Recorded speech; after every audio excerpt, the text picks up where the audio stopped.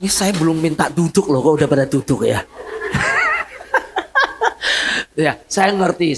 Karena tadi saya masuk di dalam ujian penyembahan yang luar biasa, kita berdiri terus dari tadi. Betul kan ya? Ya kan? Dan saya merasakan ada hati yang di sini berkata, kapan duduknya Tuhan? Aku berdiri. Umurku udah 80, 70, saya berdiri terus ya Tuhan. Loh, kan lihat, selama berbulan-bulan, selama bertahun-tahun kita selalu duduk di depan Zoom. Betul?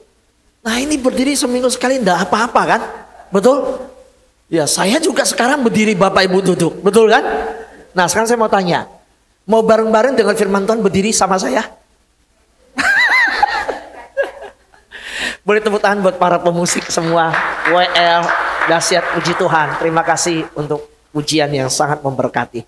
Nah saya ucapkan terima kasih Pak Pendeta Roy. Saya senang boleh bertemu kembali ya. Setiap kali saya ketemu Pak Roy saya jadi sungkan. Dia selalu lebih muda, lebih awet muda ya lihatnya ya. Ini tadi wah tapi rahasia ya. Nah istri Pak Roy ini adalah saudara kakak atau adik ya? Kakaknya Bu Sinta. Mana Bu Sinta ya? Saya belum ketemu Bu Sinta ya. Nah itu Bu Sinta ini boleh berdiri Bu Sinta, boleh berdiri. Nah kakaknya juga boleh berdiri. Nah kakak adik boleh berdiri semua. Nah ini kakak adik ini ya. Nah tepuk tangan ya. Sama-sama ya. Ya berikan tepuk tangan. Bu Sinta ini yang memimpin kita dalam pelayanan namanya GKM Gangguan Kesehatan Mental bersama Bu Yosefin yang dilangsungkan ya. Dan saya bersyukur mendapat rekan pelayanan, sahabat pelayanan di sahabat doa yang luar biasa. Dan hari ini saya datang dengan teman-teman dari Jakarta. Boleh teman-teman dari Jakarta dan dari berbagai tempat yang datang ya dengan rombongan bersama-sama dan juga yang dengan mobil boleh berdiri bersama-sama dari Jakarta. Semua berdiri. Oh yang dari Jakarta boleh berdiri semua. Nah, puji Tuhan. Silakan duduk. Nah, Bapak Ibu, rindu suasana seperti ini? Rindu ya? Ya, doakan supaya yang dari Jakarta datang lagi minggu depan. Ya, kami yang dari Jakarta atas anugerah Tuhan ya, mendapatkan satu kesempatan untuk melayani seperti hari ini. Ini sebuah ibadah yang saya gini, kami biasanya dengan Zoom, tapi hari ini saya bisa beribadah dan sekali bisa beribadah bersama-sama, ini langsung di luar kota dan di sebuah gereja yang menyambut kami dengan hangat. Ini satu anugerah yang besar. Sesuatu yang spesial buat saya juga bisa beribadah dengan keluarga saya. Hari ini ada 3 anak saya juga hadir bersama-sama. Mana anak saya ya?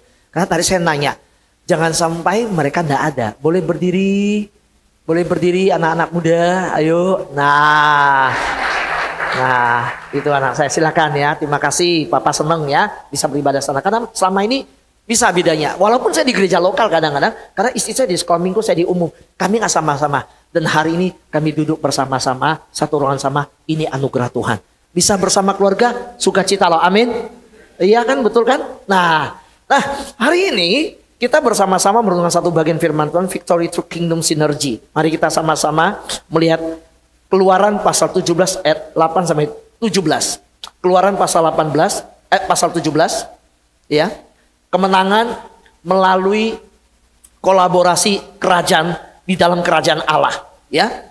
Ini tujuan dari tema yang diangkat dari Keluaran 17 ayat 8 sampai 17. Saya akan membacakan Alkitab dari TB2 untuk kita. Mari perhatikan Keluaran pasal 17 ayat 8 sampai 17. Saya bacakan untuk kita. Kemenangan Israel atas Amalek. Lalu datanglah orang Amalek dan berperang melawan orang Israel di Rafidim. Musa berkata kepada Joshua, pilihlah sejumlah orang bagi kita, lalu keluarlah berperang melawan orang Amalek. Besok aku akan berdiri di puncak bukit dengan tongkat Allah di tanganku. Lalu Yosua melakukan seperti yang dikatakan Musa kepadanya. Berperang melawan orang Amalek, sementara Musa, Harun dan Hur naik ke puncak bukit. Lalu terjadilah apabila Musa mengangkat tangannya, lebih kuatlah Israel. Tetapi apabila Musa menurunkan tangannya, lebih kuatlah Amalek. Tetapi tangan Musa menjadi penat. Sebab itu mereka mengambil sebuah batu, meletakkannya di bawah Musa, supaya Musa duduk di atas batu tersebut. Harun dan Hur menopang kedua tangan Musa di sebelah kiri dan di sebelah kanan, sehingga tangan Musa tetap terangkat sampai matahari terbenam. Jadi kalau duduk berdiri tadi mimpin nyanyi pujian masih nggak ada masalah ya. Karena mau coba rasanya tangan penat. Kalau mau coba habis ini kita angkat sama-sama tangan sampai dengan khotbah sampai khotbah selesai. Itu baru ini sampai matahari terbenam loh. Pemimpin nggak mudah. Jadi pemimpin nggak mudah. Kita belajar lagi ya. Demikianlah Yosua mengalahkan orang Amalek dan pasukannya dengan mata pedang. Kemudian berfirmanlah Tuhan kepada Musa, tuliskanlah semuanya ini di dalam sebuah kitab sebagai tanda peringatan dan bacakanlah bagi Yosua bahwa aku akan menghapuskan segala ingatan akan Amalek dari kolong langit. Lalu Musa mendirikan sebuah mezbah dan menamainya. Baca sama-sama. Lebih kencang lagi. Tuhan ada panji-panjiku. Sebab ia berkata, tangan di atas panji Tuhan. Tuhan berperang melawan Amalek turun temurun. Bapak Ibu, suatu hari James Dobson bersama istrinya menanti anaknya yang malam hari keluar acara ulang tahun teman, belum pulang, lalu mereka capek, selesai pelayanan juga, mereka lelah, mereka tertidur. Dan ketika tertidur dalam keadaan begitu lelap, sesuatu yang otomatis bagi pendoa itu terjadi. Dia kebangun, kita belum doa, udah tertidur. Lalu suami itu bangun, dan bangunnya itu udah tengah malam. Dia lihat jam, udah jam 1. Mereka berlutut, mereka berdoa. Selesai berdoa, mereka tidur kembali. Sebentar kemudian, mobil kedengaran pulang. Anak putrinya pulang, mereka buka pintu, istrinya keluar, dan ketika pintu dibuka, anaknya langsung peluk mamanya, nangis badan gemetaran. Lalu ditenangkan, James Dobson jadi bangun, keluar, ayo tenang, ada apa? Suruh minum. Kalau di luar sana, ulang tahun sampai jam 1 baru pulang, udah biasa begitu ya. Nah pulang dan anaknya berkata, saya waktu pergi ambil mobil ke parkiran. Jadi acaranya diadakan bukan di rumah, di satu tempat acara, ya gedung acara. Pergi ke tempat parkiran ambil mobil. Tiba-tiba ketika dia udah masuk mobil, dia tutup mobil, belum starter, tutup. Ada satu pria muncul, pecahin kacanya, langsung mau menyerang dia. Dia nggak tahu apakah mau merebut tasnya atau mau memperkosa dia nggak tahu. Tapi kejadian itu begitu cepat, dia starter, dia tancap gas langsung. Nah ketika starter, kunci udah dimasuk langsung otomatis dengan gas yang cepat. Pintu langsung udah kelok terkunci, dan orang itu kepelanting belakang. Pertanyaannya, bapaknya cuma bilang, jam berapa kejadian? Dia berkata, jam segini. Bapak Ibu tahu apa yang terjadi? Ternyata mereka ingat bahwa disitulah pelajaran bagaimana mereka harus sebagai orang tua menopang anak di dalam doa. Pada saat ketika mereka berlutut di dalam doa, yang walaupun mereka merasa tenang, anak di luar nggak apa-apa, tahu kok gedungnya dekat. Ya namanya deket nggak sampai 10 menit, ya namanya udah dandan tetap harus bawa mobil ya, nggak kena angin nggak kayak sini. Naik Gojek ada yang udah dandan, rambut udah sanggul atas, naik Gojek pakai helm, kan enggak kan ya? Ya deket nggak apa-apa, nggak usah didoain, pulang juga ini capek udah tidur, Tuhan juga ngerti kita pelayanan capek. Tapi satu hal di buku itu yang saya baca, karena doa dari orang tua, anak yang di sana dalam perlindungan Tuhan. Seberapa baik kita percaya bahwa doa kita telah menyertai kehidupan anak-anak kita. Amin. Iya. Nah, ketika bicara tentang bagian kemenangan melalui sinergi kerajaan Allah ini, kita sama-sama melihat apakah berfungsi. Sebentar ya, saya on kan dulu. Sorry ya. Oke. Arahkan ke sana. Oke, bisa bantu aja, diklik aja ya, dibantu. Oke, apa-apa. Ya, boleh diklik. Ya, di next slide. Mari kita membaca ayat yang ke-9. Kita baca sama-sama. Kelihatan ayat 9? Kita baca 1, 2, 3. Berperanglah Amalek melawan Israel. Maka berkatalah Musa kepada Yosua, besok aku akan berdiri di puncak bukit dengan tonggak Allah di tanganku. Bapak Ibu, Israel baru keluar dari Mesir. Mereka 400 tahun lebih tidak pernah punya pengalaman berperang. Tidak pernah pegang pedang. Mereka hanya pegang cangkul, membangun dengan keahlian mereka, dengan tenaga mereka, dipaksa untuk membangun piramida, dipaksa membangun kota Ramses, dipaksa dalam kerja rodi yang ada. Namanya berperang, itu nggak pernah pengalaman. Dan genetiknya mereka turun-temurun, bukan perang. Bapak Ibu terkasih dalam Tuhan, 400 tahun lebih hidup, tiba-tiba keluar kalimat pertama di ayat ini, lalu datanglah orang Amalek dan berperang melawan orang Israel di Rafidim. Musuh yang nggak pernah ditunggu, yang nggak pernah diharapkan, tiba-tiba datang. Sama kayak hidup kita, tiba-tiba datang aja orang Amalek. Ada orang-orang Amalek dalam hidup kita, ada orang-orang yang kita nggak pernah undang, tetapi melawan. Ini yang dihadapin oleh Israel. Dan apa yang dikatakan Musa? Bukan sebuah rapat dengan para jenderal perang. Bukan sebuah meeting yang digelar dan berkata, oke, baik, kamu dari sisi sini, kamu dari sisi ini, perang ini saya akan begini. Enggak nyambung. Pelajari kalimat ini. Berperanglah Amalek melawan Israel. Harusnya kalimat berkatalah Musa, atur barisan, maju berapa tahap, atur barisan harus seperti ini, maju seperti ini. Kita nggak dengar itu. Justru ketika orang Amalek maju melawan Israel, Musa cuma bilang, aku akan berdiri di puncak bukit dengan tongkat Allah di tanganku. Nyambung nggak, saudara? Masih mending kalau dia bilang saya pakai nggak nyambung kan? Nggak nyambung sama sekali.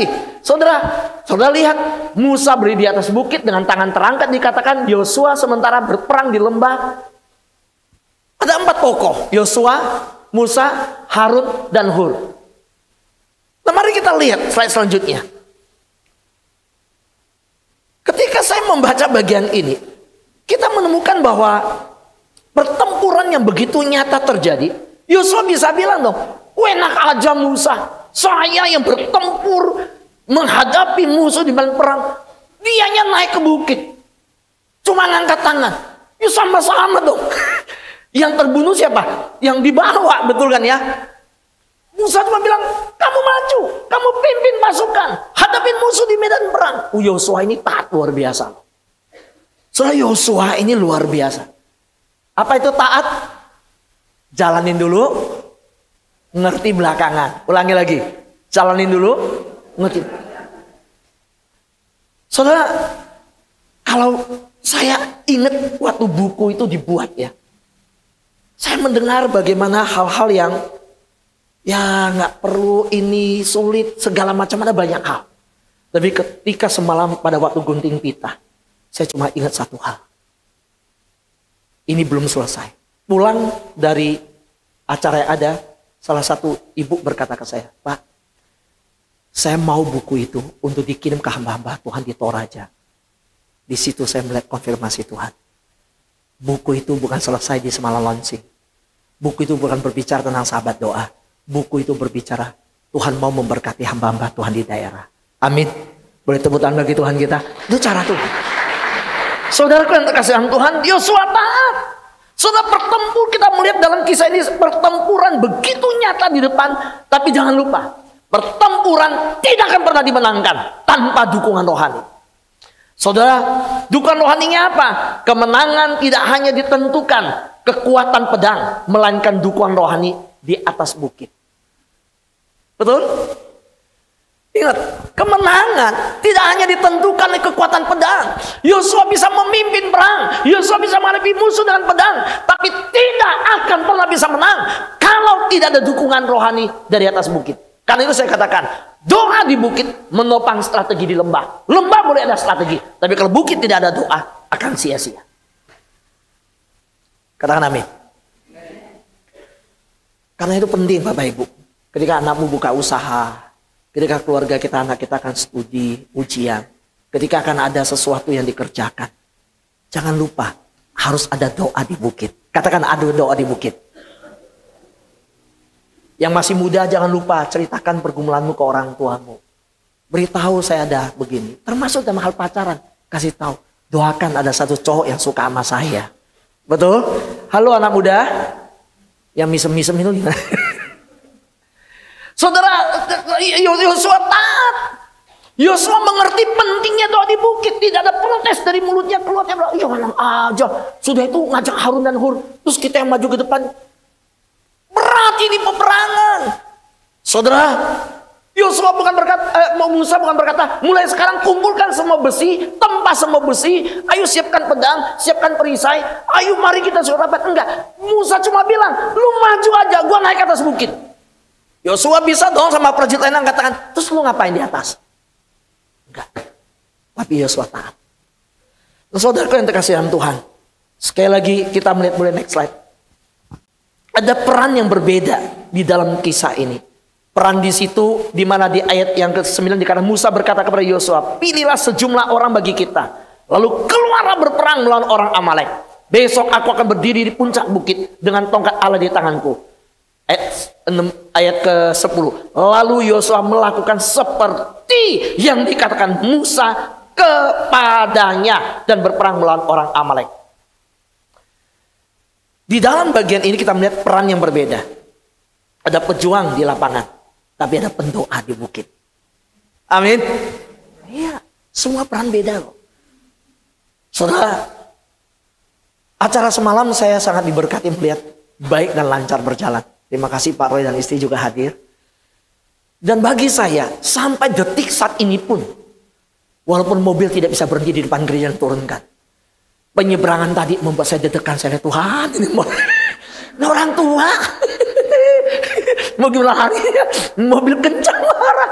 Maka kita pada teriak, jangan turun dulu. Tapi ini yang muda, saya lihat yang nyebrang itu tadi, yang rombongan kloter pertama yang muda-muda semua itu. Awas ya yang muda tinggalin orang tua semua di mobil ya. Nah ini nggak gampang. Saudara yang terkasih dalam Tuhan, kalau kita melihat bagaimana peran yang berbeda, kita lihat satu, ada pejuang di lapangan, mereka yang berada di garis depan pelayanan dan misi. So gereja juga demikian, pelayanan komunitas ada, gereja juga begitu, di keluarga juga begitu. Ada yang berjuang di depan, betul? Ada pejuang penting nggak? Penting. Nggak ada pejuang di depan nggak bisa. Tapi jangan lupa, sama pentingnya juga ada pendoa di bukit.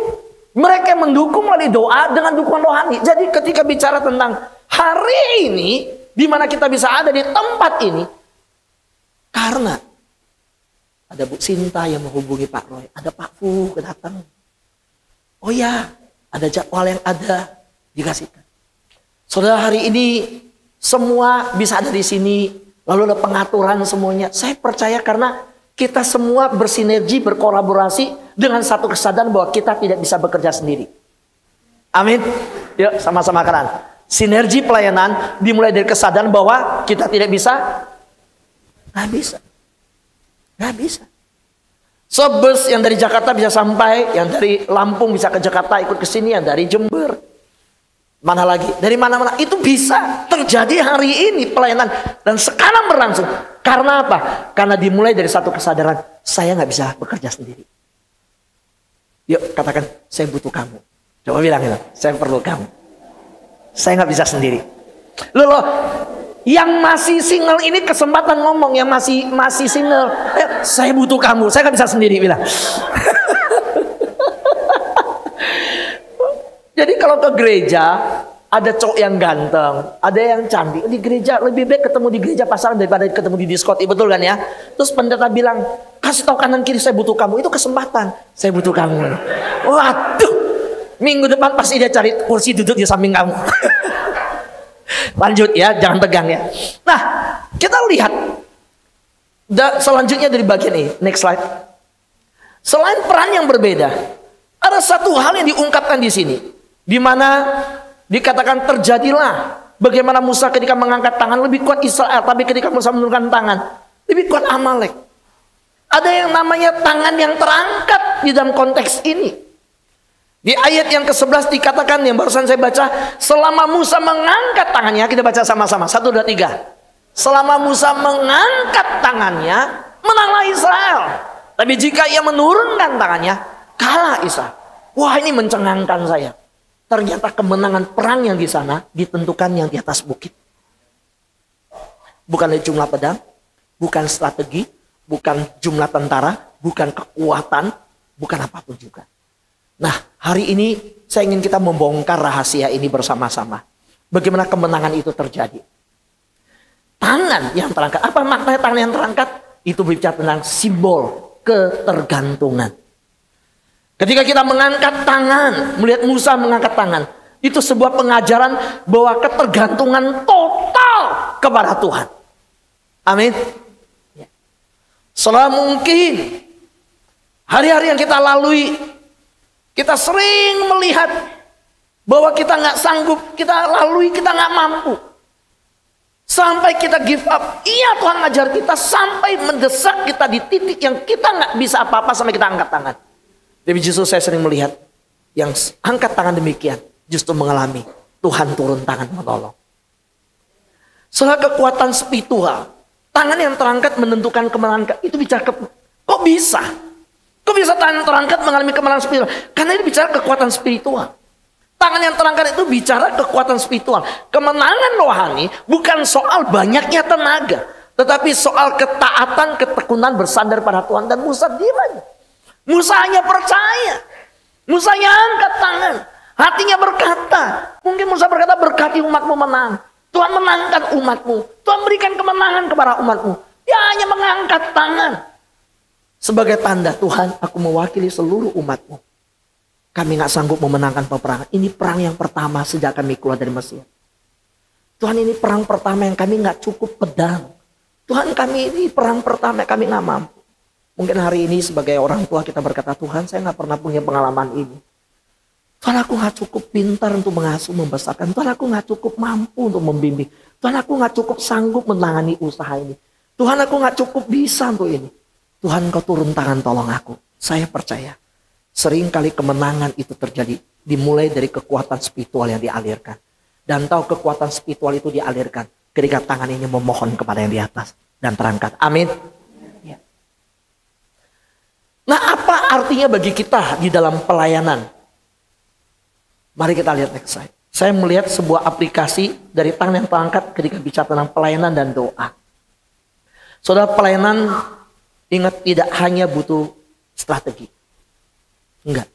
Kalau bicara hari ini, saya dalam pelayanan, saya juga nggak ngerti.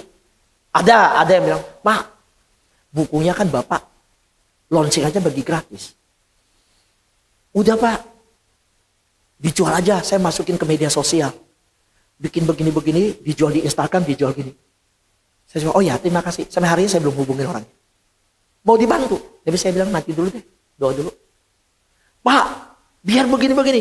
Karena bagi saya, di dalam sebuah pelayanan itu tidak hanya butuh strategi. Tetapi tangan yang terus terangkat kepada Tuhan. Itulah yang dibutuhkan. Amin. Ya. Seperti hari ini bicara tentang sinergi. Kita bisa ada di GBR Rock di tempat ini. Saudara, bagi saya ini anugerah Tuhan. Dan ingat, sebuah kolaborasi yang kita kerjakan dengan Semarang. Hari ini kita bisa bukan karena kekuatan kita. Kalau kita oh yuk kita kolaborasi yuk. Kita sinergi, kita kerjasama. Tapi tanpa doa, itu hanya aktivitas kosong. Sinergi tanpa doa, kolaborasi tanpa doa, aktivitas kosong. Saudara masih ingat kita menjalankan sebuah kolaborasi dengan MPK. Kita berdoa untuk pendidikan Kristen di Indonesia. Waktu kita berdoa untuk pendidikan Kristen di Indonesia, siapa yang dengar kabar bahwa MK mengambil keputusan SD dan SMP harus dibiayai negara. Dan itu juga gratis. Betul? Berapa presiden sudah berjalan? Berapa tahun ini ulang tahun 80 Indonesia merdeka. Tapi tahun ini baru kita mendengar kabar. Pendidikan itu juga hak anak-anak yang ada. So berapa banyak daerah yang saya kunjungi, saya mendengar kabar, Pak.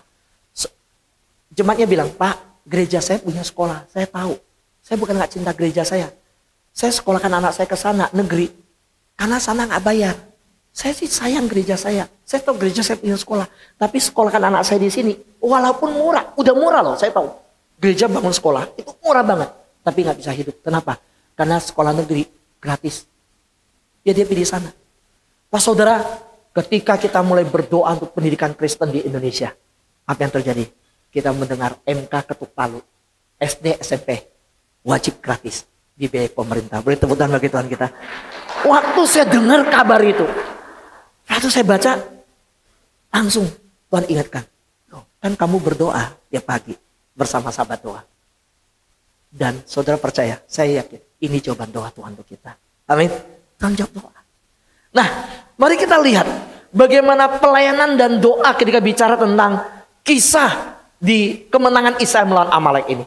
Saya melihat bahwa tangan yang terangkat lebih berkuasa daripada tangan yang berpedang. Yuk sama-sama bacakan kalimat ini. 1, 2, 3. Tangan yang terangkat lebih berkuasa dari tangan yang katakan amin.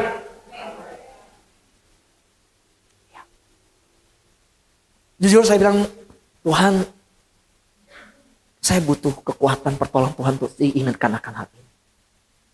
Kadang-kadang tangan kita ingin cepat-cepat meraih pedang. Pedang itu bisa berupa tentang kekuatan kita. Kekuatan itu bisa bicara tentang mungkin kedudukan kita, posisi kita, karir kita, uang kita. Tapi ingat, uangmu gak akan menolong ketika situasi yang namanya kemustahilan itu.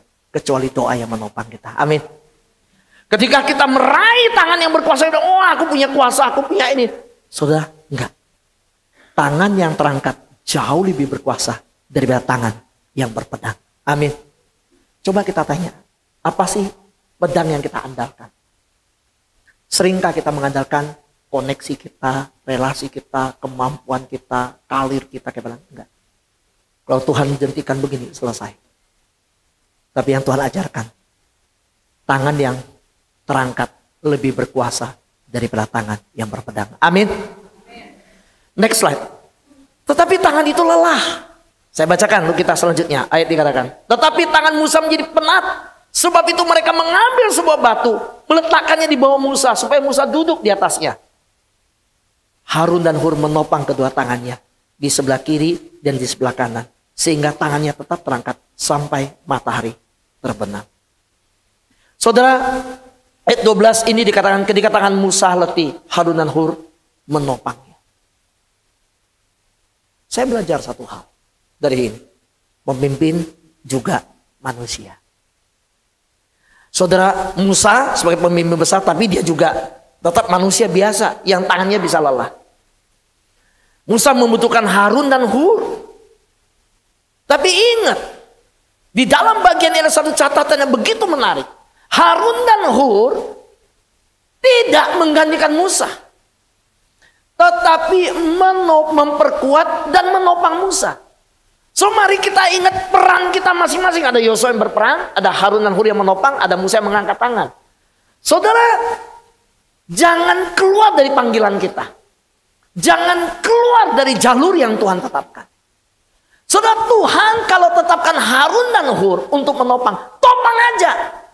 Tuhan bukan panggilnya menggantikan Musa. Tuhan panggil mereka memperkuat, menopang. Jadi ingat, menopang bukan menggantikan. Katakan 1, 2, 3. Menopang bukan menggantikan. Sesering kali kenapa terjadi perpecahan di gereja? Kenapa terjadi perpecahan di komunitas? Kenapa terjadi keluarga itu terjadi sesuatu yang namanya perpecahan? Karena kita lupa, kita dipanggil menopang, bukan menggantikan. Bapak Ibu dengar, anakmu butuh topangan doamu. Dan kita harus tahu peran kita sebagai orang tua, bukan menggantikan posisi Tuhan. Kita harus membuat dia bergantung, berserah pada Tuhan, bukan sama kita. Amin. Saya sebagai suami istri bukan nggak ada masalah. Kami mendoakan anak kami. Dan di luar mereka kita mendiskusikan anak ini bagaimana karakternya, anak ini bagaimana karakternya anak ini. Dan kadang sampai anak yang ini kita mikir, wah ini. Terus saya ngomong, udah kita cuma bisa berdoa, kita nggak bisa buat apa-apa kok.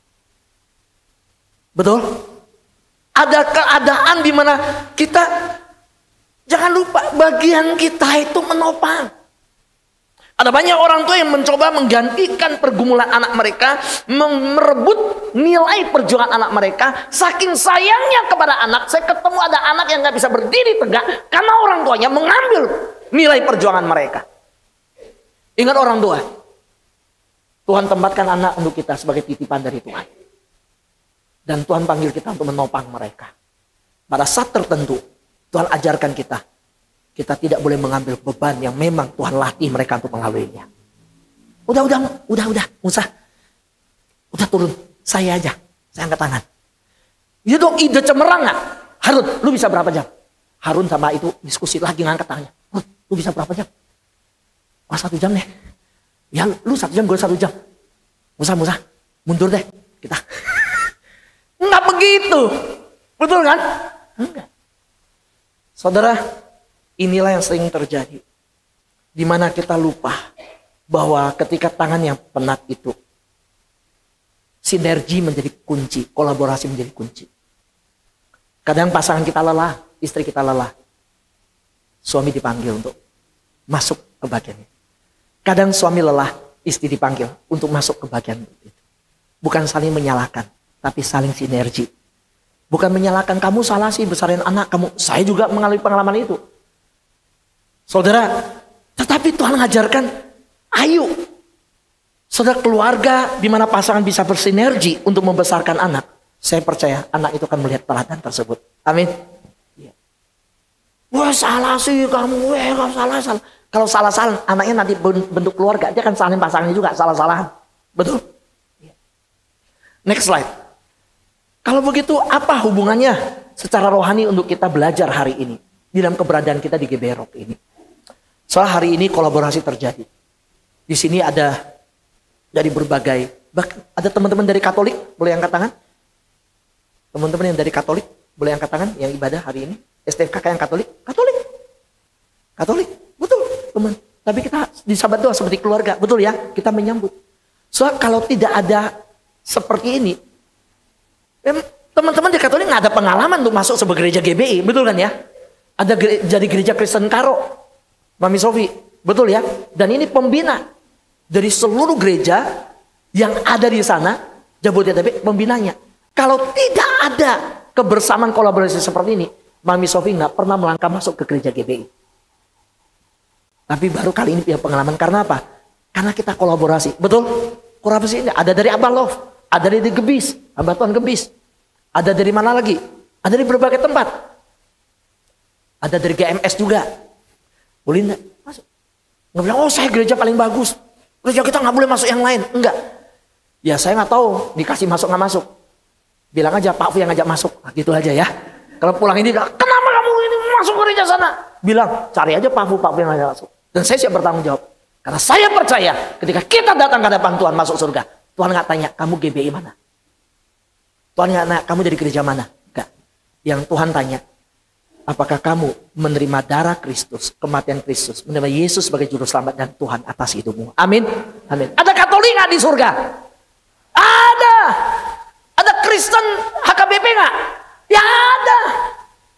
GPIB ada nggak? Ada. GBI ada. Pertanyaan balik. Kalau sebut jadi nggak enak. Ada di neraka nggak?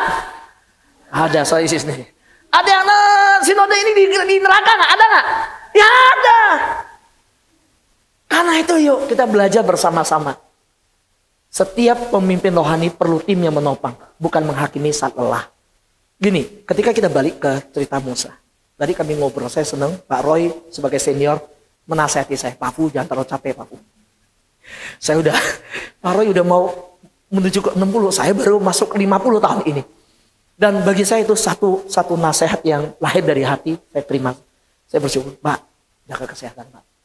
Jangan terlalu capek, saya lihat. Karena September minggu pertama saya ke Belitung khotbah. Minggu kedua, saya di Malang. Saya ke Malang. Minggu ketiga, September, saya ke Semarang khotbah. Ada satu gereja yang mengundang. Pak Roy bilang, jaga kesehatan. Loh, saudara, setiap pemimpin rohani itu bisa penat, bisa lelah.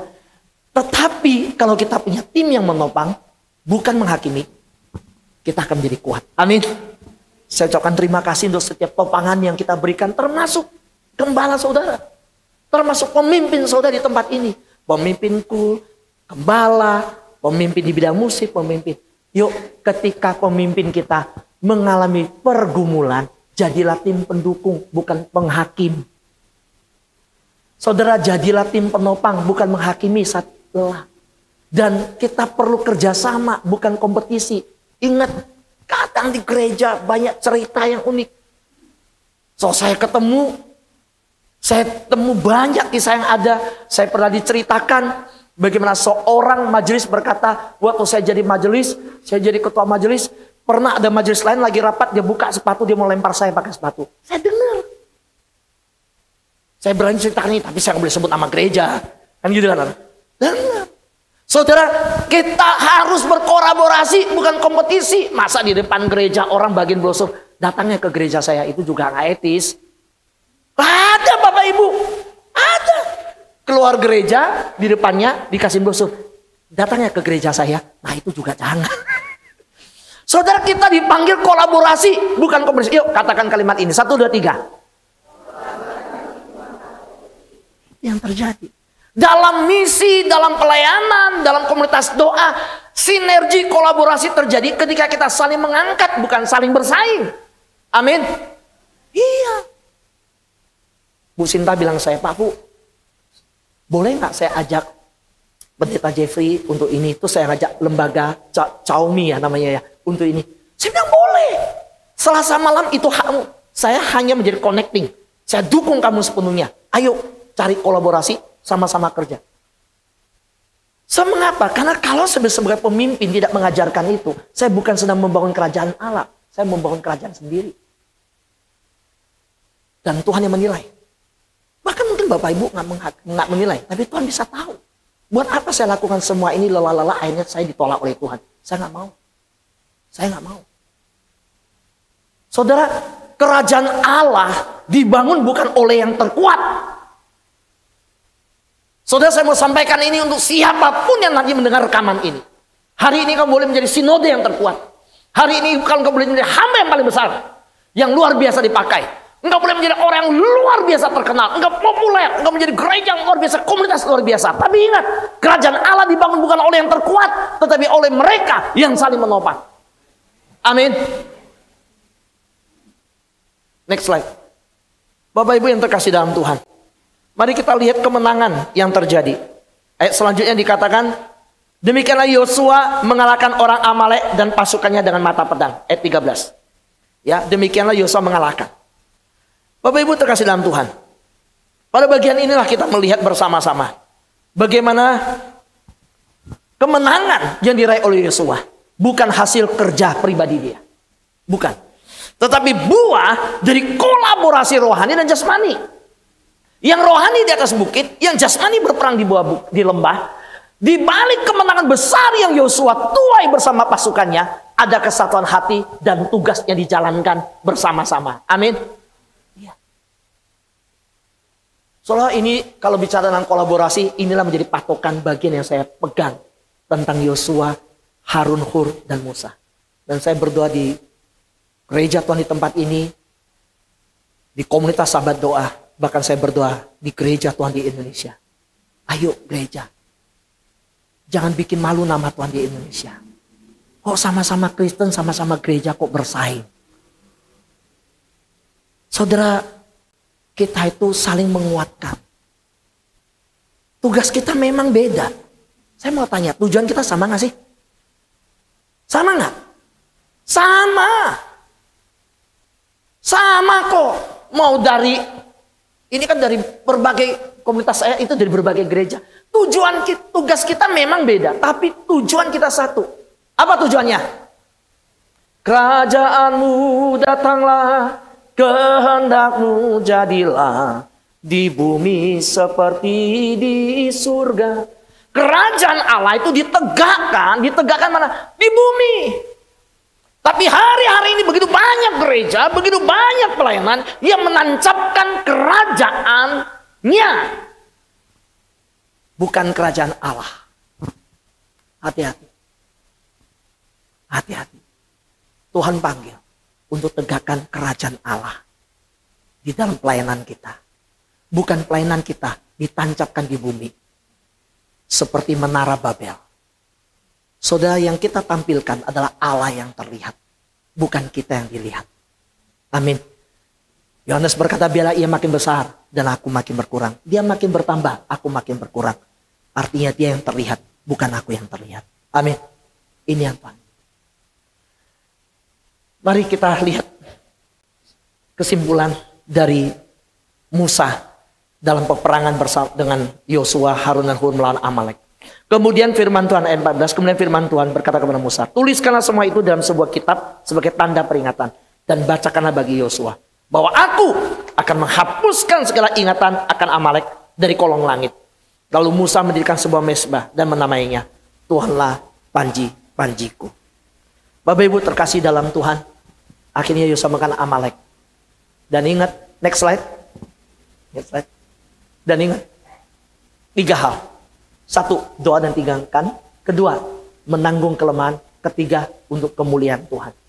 Saudara, peran doa dan tindakan itu berjalan beriringan. Amin. Jangan cuma doa nggak bertindak juga. Betul? Jangan cuma bertindak lupa doa. Ora et labora. Amin. Sama-sama. 2, rela menanggung kelemahan. Menanggung kelemahan. Yaitu rela menanggung kelemahan saudara seiman kita. Bukan ngomongin, bukan gosipin, bukan ceritain. So percayalah, segala sesuatu yang dikerjakan di hadapan Tuhan, hakimnya cuma satu, bukan kita. Hakimnya adalah Tuhan. Amin. Karena itu saya nggak berani nolak satu orang pun. Mau orang bilang jelek, mau bilang saya bilang Tuhan yang akan bekerja, urusan dia sama Tuhan. Bapak Ibu terkasih dalam Tuhan, untuk kemuliaan Tuhan, ingat, hari ini kita belajar 1, doa dan tindakan. Ada doa di bukit, ada tindakan di lembah. 2, ada Harun dan Hur yang menopang tangan yang lemah. 3, bekerjalah bukan untuk nama pribadi, tapi untuk kemuliaan Tuhan. Amin. Ini yang kita rindu lakukan. Bapak Ibu terkasih dalam Tuhan, hari ini coba tanya begini. Siapa yang saya harus dukung? Seperti Harun dan Hur mendukung Musa. Coba tanya, siapa yang harus saya dukung hari ini? Itu akan taruhkan di hati. Amin. Percaya nggak Tuhan akan kerjakan? Ya. Saudara, coba tanya, pernah nggak saudara berdoa begini, Tuhan, bukakan kepekaan rohani saya, bukakan mata rohani saya, berikan saya kepekaan dari surga, biar saya tahu kehendak Tuhan. Siapa yang harus saya dukung? Seperti Harun dan Hur. Kalau Tuhan panggil saudara menjadi Harun dan Hur, lakukan itu. Jangan, saudara tahu kemenangan di sana bukan karena Musa juga, enggak. Kalau Harun dan Hur tidak nopang, kalah nggak Israel? Kalah kan? Musa kan nggak bisa kan? Sampai turun, kalah juga. Jadi jangan pernah, enggak, peran saya cuma bagian ini, pendoa syafaat, hanya moderator, hanya WL. Enggak. Saudara, semua peran di hadapan Tuhan, itu yang mendatangkan kemenangan. Amin. 2, tanya, apakah saya bagian dari kolaborasi rohani, atau saya justru berjalan sendiri? Coba tanya. Saudara, sekali lagi saya tidak henti-hentinya bersyukur bahwa gereja di tempat ini menerima kita, memberi kesempatan untuk melayani. Bagi saya, ini sebuah konfirmasi dari Tuhan bahwa sahabat doa disertai dalam pelayanan yang ada. Amin. Saudara, jangan sombong, jangan berbangga, tapi bersyukur setiap kali pintu-pintu gereja terbuka. Saya berdoa lebih banyak sinode-sinode yang boleh membuka diri. Terakhir tanggal 1 Maret kita ke gereja GKE, Gereja Kalimantan Evangelis. 186 tahun sinodenya. Gereja yang mereka sendiri bicara, ini gereja yang kaku, prosedurnya ketat, berat. Tapi kemarin waktu kita ke sana, kita pakai mobil apa, masih ingat? Mobil DPRD. Mobil apa? Mobil dari Universitas Palangkaraya. Kita didatangi oleh ketua PGI. Kita mendapatkan banyak hal yang Tuhan nyatakan, tapi semua hal itu saya lihat, saya cuma melihat sebuah tanda dari Tuhan menyatakan Dia ada menyertai pelayanan. Setelah sejauh kita di ladang Tuhan, kita siap untuk mendukung, Tuhan akan pakai kita. Amin. Ada yang Tuhan pakai sebagai Dorcas, yang menjahit untuk orang-orang yang susah baju. Ada yang dipakai Tuhan sebagai Lydia. Saya berdoa, Tuhan bangkitkan Lydia dan Dorcas di tempat ini untuk menopang pekerjaan Tuhan. Amin. Amin. Mari kita bangkit berdiri bersama-sama.